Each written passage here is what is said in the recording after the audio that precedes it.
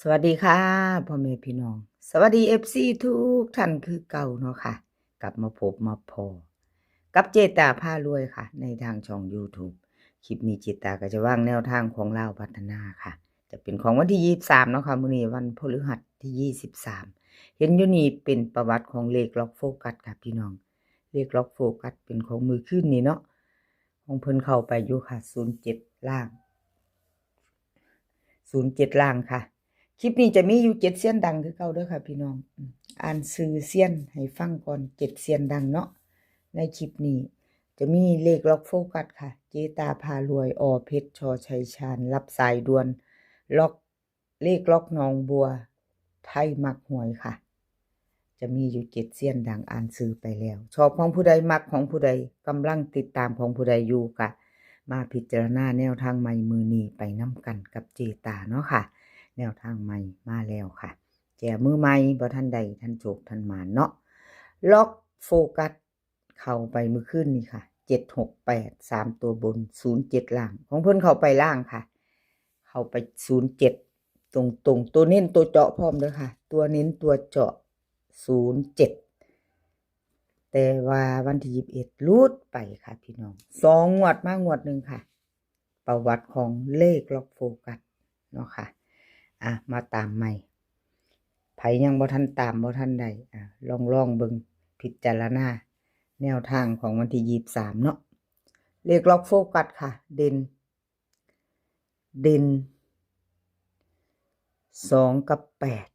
8 2ตัว4หาง28 27 83 84ค่ะเบิ้ล22กับ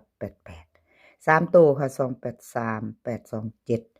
เด่น2กับ8ทอกันเด้อค่ะบนล่าง28กับ83ค่ะเน้น283ค่ะ3ตัวหางเดียวเลขล็อกโฟกัสใครจะตามต่อก็แคปหน้าจอเด้อค่ะแคปหน้าจอเราไปต่อเนาะแคปหน้าจอเราไปต่อกับขอบุญขอบคุณ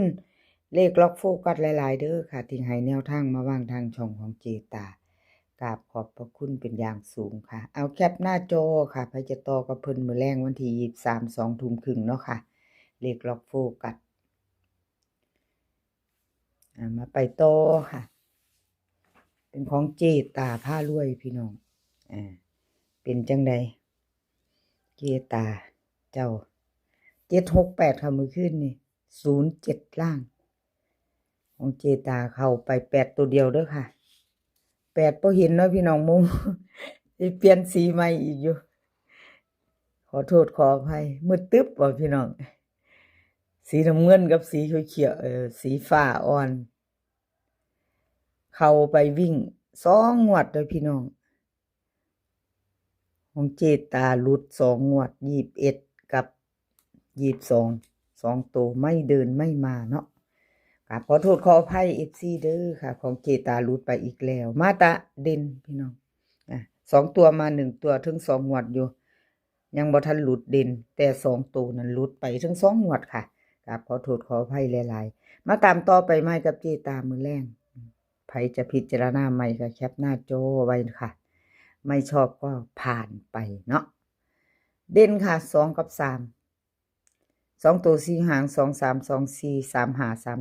3 4 3 5ค่ะเบิ้ล2 2 3 3 3ตัว2หาง2 3 4 2 3 5ค่ะเด่นถึง2ถึง3เจตาโทรกันเน้น2 3กับ3 5 3ตัวเน้นหางเดียวค่ะ2 3 5แคปหน้าจอค่ะใครจะต่อกับเจตาเนาะ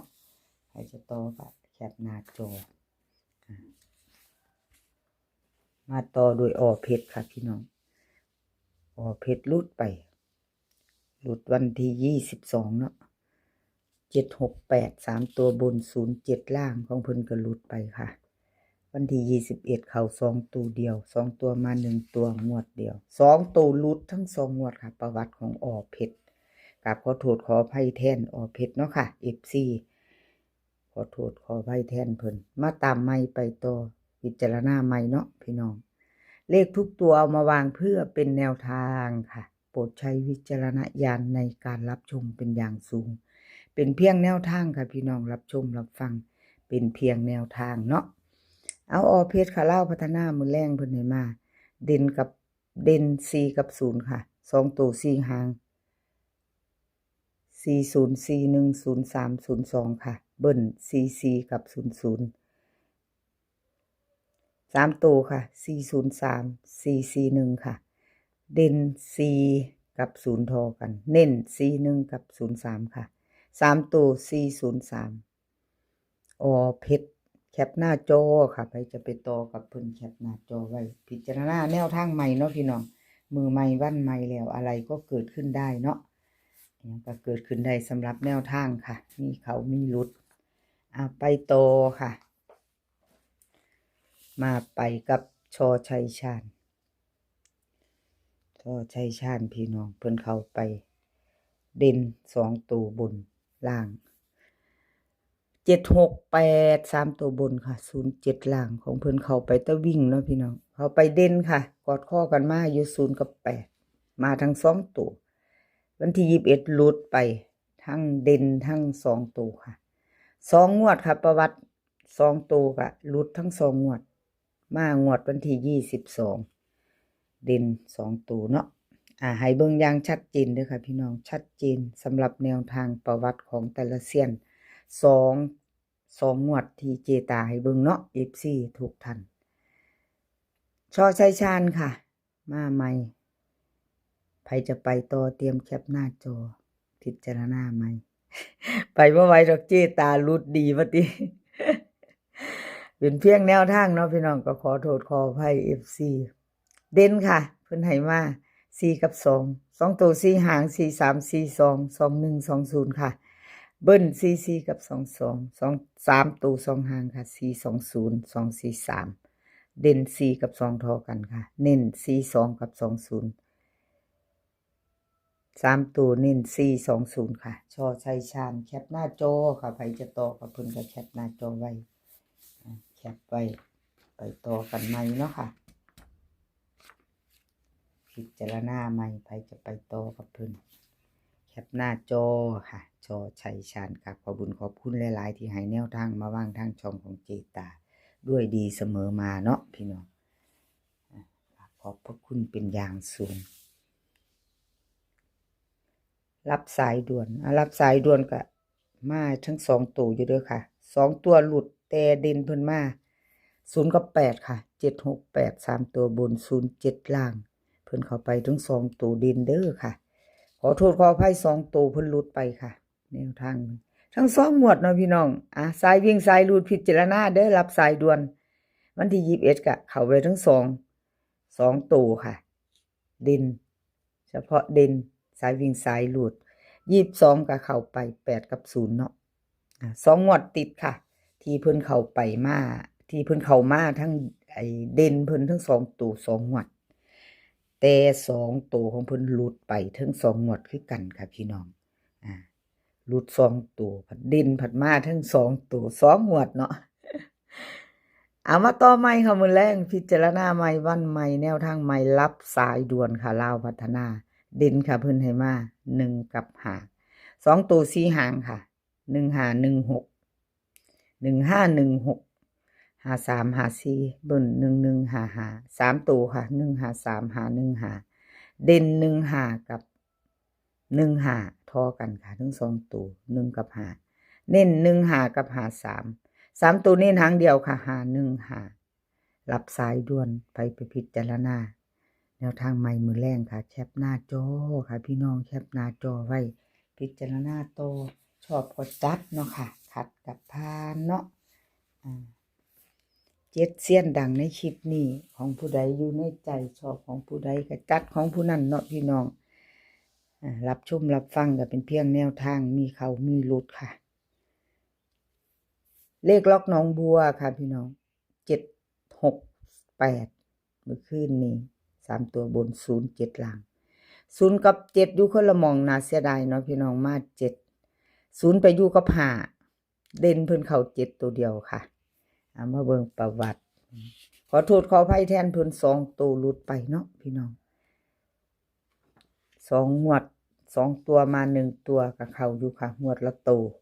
แต่2ตัวจับคู่บ่เข้าบ่มาทั้ง2งวดค่ะหลุดแล้วหลุดเลยเนาะค่ะพี่น้อง ช่องเจตาบ่มีกักหลุดแล้วหลุดเลยค่ะครับขอโทษขออภัย FC บ่เพิ่นเข้ามารับชมรับฟังแทนเลขล็อกหนองบัวเนาะค่ะที่2ตัวเพิ่นบ่เดินบ่มาเด่นค่ะเพิ่นให้มามื้อแรง4กับ7 2ตัวค่ะ4หาง4 7 4 8 7 3 7 2เบิ้ลค่ะ4 4 7 7 3ตัวค่ะ4 7 3 7 4 8เด่นค่ะ4กับ7 2ตัวค่ะ4 7กับ7 3ตัวบ่มีเน้นเด้อค่ะเท่ากันบ่มีวงกลมให้เลขล็อกหนองบัวเอาแคปหน้าจอค่ะใครจะไปต่อกับเพิ่นแคปหน้าจอเนาะแคปหน้าจอไว้เลขล็อกหนองบัวกับขอบุญขอบคุณหลายๆค่ะที่ให้แนวทางมาวางทางช่องของเจตาเนาะกับขอบพระคุณเป็นอย่างสูงค่ะเอามาไปต่อเดไทยมักหวยไทยมักหวยค่ะรูดไปเนาะมื้อคืนนี้รูดไปวันที่22 768 3ตัวบน07ล่างกับขอโทษขออภัยเนาะเบิ่งประวัติเพิ่นประวัติของเพิ่นพี่น้องเมื่อวานนี่เจตาลงไปกับขอบุญขอบคุณ FC ค่ะเพิ่นก็คอมเมนต์มาดีๆไว้เจตาเข้า3ตัวตดเด้อไทยมักหวยว่าซั่นเจตาละบ่อ่านให้เพิ่นพี่น้องเบิ่งบ่หมดเบิ่งผ่านไป925เนาะ592ของไทยมักหวยเพิ่นเขา FC แล้วว่าของอันไทยมักหวยเขา3ตัวตดเด้อเจตาว่าซั่นเพิ่นคอมเมนต์เขามาบอกเจตากราบงามๆขอบคุณหลายๆเด้อค่ะ FC ผู้มีน้ำใจเป็นกำลังแรงใจให้เจตามาตลอดเพิ่นรับฟ้าวบอกเจตาละผิดบ่มากให้เพิ่นบ่ว่าเพิ่นออกแม่เนาะพี่น้องเพิ่นก็จะหัวขวนโอ้เจตาเอ้ยเจ้าก็เบิ่งบ่หมดเนาะเลขเซียนเพิ่นเข้าเจ้าก็ ขอโทษขออภัยหลายๆเด้อพี่น้องโอ้ยขออภัยหลายๆกราบขอบคุญขอบคุณ FC บนคอมเมนต์เขามาบอกเจตาเนาะค่ะอันใดผิดเขียนผิดอ่านผิดแนวใดก็กราบงามๆขอโทษขออภัยแนะนำมาได้บอกมาได้เนาะพี่น้องปองปายทุกคนครับขอบคุญขอบคุณหลายๆน้อมรับทุกคำติชมค่ะไทยมักหวยเขามาต่อมือแรงเล่าพัฒนาเด่นค่ะ4กับ3เพิ่นให้มา2ตัว4หาง4 2 4 3 3 5 3 6เบิ้ลค่ะ4 4 3 3 3ตัว2หาง4 3 5 3 4 2เด่น4กับ3เท่ากันค่ะ2ตัวเน้น4 3กับ3หาง3ตัวเน้นหางเดียวเด้อค่ะ4 3หางไทยมักหวยเอาไปจะตามต่อกับเพิ่นพี่น้องพิจารณาเบิ่งแนวทางใหม่มือใหม่แล้วเนาะเป็นวันพฤหัสที่23ค่ะ20:30นลาวพัฒนาแคปหน้าจอค่ะใครจะไปต่อกับไทยมักหวยแคปหน้าจอไว้ค่ะกับขอบคุญขอบคุณไทยมักหวยที่ให้แนวทางมาวางทางช่องหลายๆเด้อค่ะแล้วก็ FC ทุกท่านที่เข้ามากดไลค์กดแชร์กดติดตามมาคอมเมนต์เนาะค่ะคลิปนี้ขอให้พี่น้องโชคดีกับลาวพัฒนา20:30 นมื้อแลงค่ะมื้อนี้ขอให้มีความสุขขอให้สุขภาพร่างกายแข็งแรงกันทุกคนเดินทางไปไสก็ขอให้ปลอดภัยค่ะเดินทางไปขอให้มีโชคกลับมาขอให้มีชัยคลิปหน้าพอกันใหม่คลิปนี้ก็สวัสดีค่ะ